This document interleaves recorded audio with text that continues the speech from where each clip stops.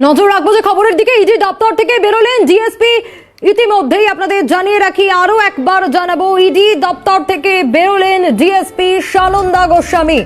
অভিযোগকারীর বয়ান রেকর্ড করতে এসেছিলাম, কিন্তু আজকেও ওনার বয়ান রেকর্ড করা যায়নি, অন্য কাজে ব্যস্ত, সে কারণেই রেকর্ড করা গেল না। যে খবরের দিকে ইতিমধ্যেই আমরা নজর রেখেছি, আরো একবার জানাবো, অন্য কাজে ব্যস্ত, সে কারণেই রেকর্ড করা গেল না।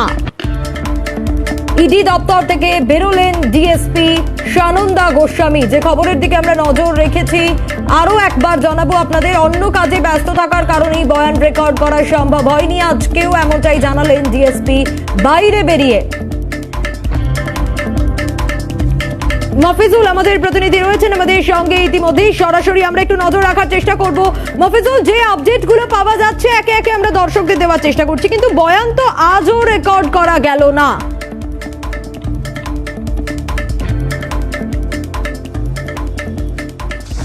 দেখো, সন্দেশখালী ঘটনায় শাহজাহান শেখ কোথায়, তাকে ধরার ক্ষেত্রে রাজ্য পুলিশের যতটা তৎপরতা হওয়ার দরকার ততটা তৎপর নয় বলে ইতিমধ্যে অভিযোগ উঠেছে। তার কারণ হচ্ছে রাজীব কুমার, রাজ্য পুলিশের ডিজি, তিনি কড়া বার্তা দেওয়ার পরেও প্রায় 36 ঘন্টা অতিক্রম করে গিয়েছে, কিন্তু এখনো পর্যন্ত শাহজাহান শেখের কোনো ট্রেস বা সেদিন যারা হামলা করেছিলেন তাদেরকে ধরা রাজ্য পুলিশের পক্ষ থেকে এমন কোনো পদক্ষেপ এখনো পর্যন্ত চোখে পড়েনি।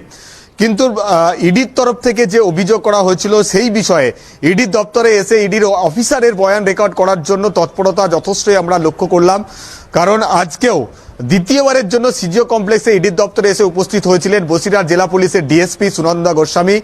তিনি অভিযোগকারী যে ইডি অফিসার রয়েছেন তার বয়ান রেকর্ড করার উদ্দেশ্য নিয়ে দুজন কনস্টেবল এবং একজন ক্যামেরাম্যান এবং কে সঙ্গে নিয়ে তিনি ভেতরে প্রবেশ করেন, সঙ্গে ক্যামেরা এবং ক্যামেরা ট্রাইপড। তাদের ভিডিও রেকর্ড এবং তার বয়ান রেকর্ড করার উদ্দেশ্য নিয়েই তিনি কিন্তু এসেছিলেন।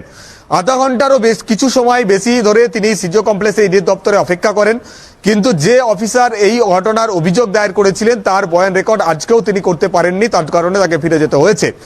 যেহেতু সেই ইডি অফিসার অন্য কাজে ব্যস্ত রয়েছেন বলে আজকে বয়ান দিতে পারবে না, এমনটাই কিন্তু ওই পুলিশ অফিসারকে ইডির তরফ থেকে জানিয়ে দেওয়া হয়। তারপর খালি হাতেই ফিরে যেতে হয় রাজ্য পুলিশের ডিএসপি পদমর্যাদার ওই মহিলা। প্রাক্তন পুলিশ কর্তা গোরা চট্টোপাধ্যায়ের সঙ্গে আমরা ইতিমধ্যেই যোগাযোগ করতে পেরেছি, টেলিফোনে তিনি রয়েছেন আমাদের সঙ্গে। আপনাকে স্বাগত জানাবো সিএনএ। গোটা বিষয়টা কিভাবে দেখছেন আপনি? ইডি দপ্তর থেকে ডিএসপি বেরিয়ে গিয়েছেন, আজও বয়ান রেকর্ড করা যায়নি সন্দেশখালীর ঘটনায়।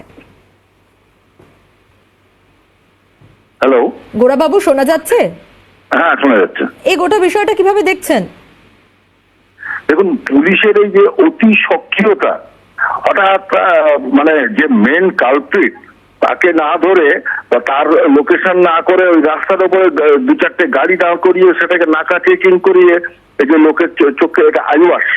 এটা আমার মনে হয় আইওয়াস ছাড়া কিছু না, এটা সিম্পলি আইওয়াস। এবং তারপরে সেখানকার যারা গন্ডগোল করলো, যেখানে মারধর করলো, তাদের তো ফটো আমরাও তো দেখেছি যে ফটো ক্যামেরা সাংবাদিকদের ফটোতে তাদের ছবি তুলেছে।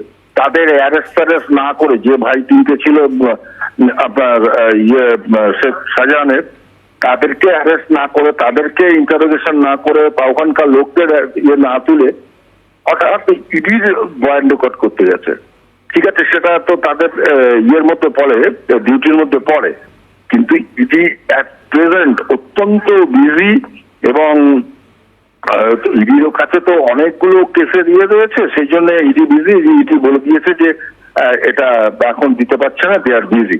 একেবারে গোরাবাবু, যেমনটা আপনি বলছিলেন, ধন্যবাদ জানাবো আপনাকে। প্রাক্তন পুলিশ কর্তা গোরা চট্টোপাধ্যায় ছিলেন আমাদের সঙ্গে টেলিফোন লাইনে, তারই পাশাপাশি মফিজুল আমাদের প্রতিনিধি আমাদের সঙ্গে ছিলেন সরাসরি। মফিজুলকেও ধন্যবাদ। ডিএসপি কি বলেছেন শোনাবো।